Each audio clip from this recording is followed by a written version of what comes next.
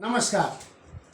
आप देख रहे हैं राष्ट्रीय जनमोर्चा और मैं हूं आपके साथ जितेंद्र बच्चन। आज का दिन मुल्क के सियासतबाजों के चेहरे बेनकाब करने का दिन रहा।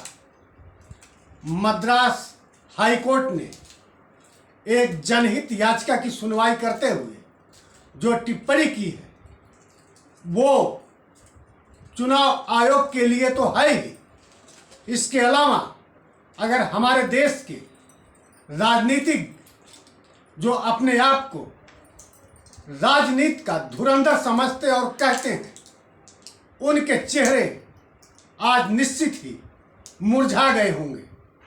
जरा सा भी उनके अंदर जमीर होगी तो इस बात को समझेंगे कि हाई कोर्ट ने जो टिप्पणी की है चुनाव आयोग पर, उससे उसकी आंच उन तक भी पहुंचती है।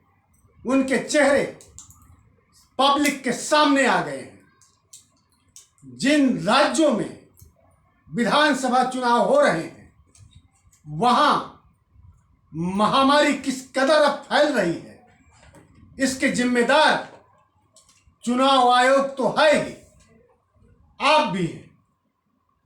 आप जैसे नेता देश की बात करते हैं, आपको शर्म नहीं आई रैली करते हुए इतनी भीड़ आपने जुटाई।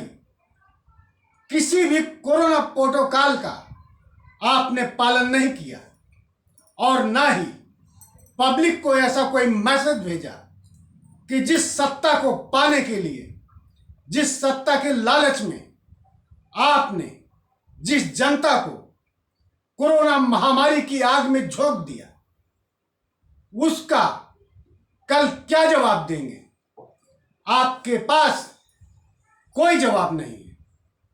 मद्रास हाई कोर्ट का आज की जो टिप्पणी है वो बहुत ही पहले आ जानी चाहिए थी। कोर्ट ने कहा है कि आयोग के अधिकारियों पर हत्या का मुकदमा दर्ज होना चाहिए।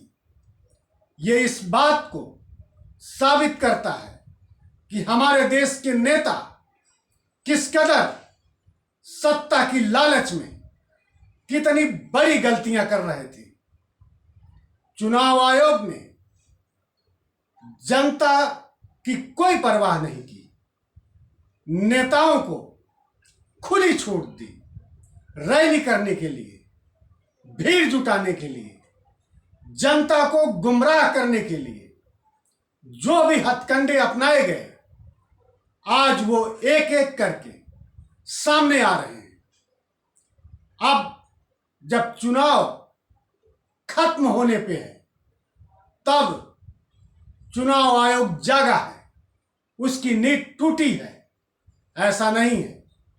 सच तो यह है चुनाव आयोग ने अंत में पाबंदियां लगा करके अपनी बचत की है, लेकिन कानून इस बात को अच्छी तरह से समझता है कि कौन दंत विहीन है और किसकी पावर इस समय उस पर हावी है।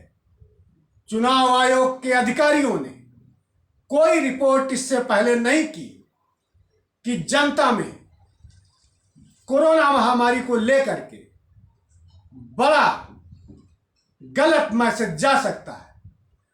किसी ने इसकी परवाह नहीं की। सिर्फ और सिर्फ सत्ता के लालच में ये नेता रैलियां जुटा करके, भीड़ जुटा करके महामारी का रोग बांटते रहे। उनको पता था कि ये गलत है, इसके बावजूद किसी ने इससे कोई सरोकार नहीं रखा। आज सोमवार के दिन मद्रास हाई कोर्ट ने जिस जनहित याचिका पर सख्त टिप्पणी की है उसमें यह भी कहा है कि अगर 2 मई तक कोरोना प्रोटोकॉल को लेकर के जवाब नहीं आया तो चुनाव की मतगणना रोकी जा सकती है। ये मैसेज जनता के लिए और सरकार के कारिंदों के लिए, सत्ता के नशे में चूर नेताओं के लिए, चुनाव आयोग के लिए, सभी के लिए बहुत सख्त है। इस बात का जरा सा भी आपको एहसास होगा, आप चाहे सरकार में हो चाहे विपक्ष में हो, किसी भी पार्टी के नेता हैं आपका अगर जरा सा भी जमीर जिंदा है तो इसका ख्याल रहे कि आगे जब भी कोई ऐसी हालात पैदा हो तो उस समय आप नियमों का पालन करें। आप जनता की नुमाइंदगी करते हैं, उसी जनता को महामारी की आग में नहीं झोंक सकते। ये आपको हर हालत में सोचना होगा। मद्रास हाई कोर्ट की एक और तल्ख टिप्पणी है। उन्होंने कहा है कि जब चुनाव आयोग रैलियों की अनुमति दे रहा था उस समय भीड़ कोरोना महामारी की चपेट में आ रही थी, इसके बावजूद उसने इस पे कोई निगरानी नहीं की। क्यों ना चुनाव आयोग पर, चुनाव आयोग के अधिकारियों पर हत्या का मामला दर्ज किया जाए। आपको ध्यान होगा टी.एन. शेषन एक चुनाव आयोग के आयुक्त हुआ करते थे। उस समय की आज याद ताजा आ गई।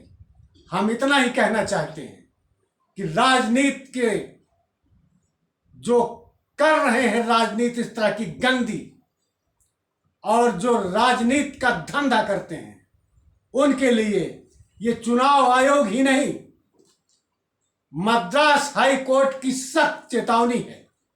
अब भी समय है, मुल्क के रहबरों संभल जाओ, वरना इस देश की जनता आपको माफ नहीं करेगी। हम इस पर फिर टिप्पणी देंगे, फिर अपडेट देंगे। आप हमारे साथ बने रहिए। नमस्कार।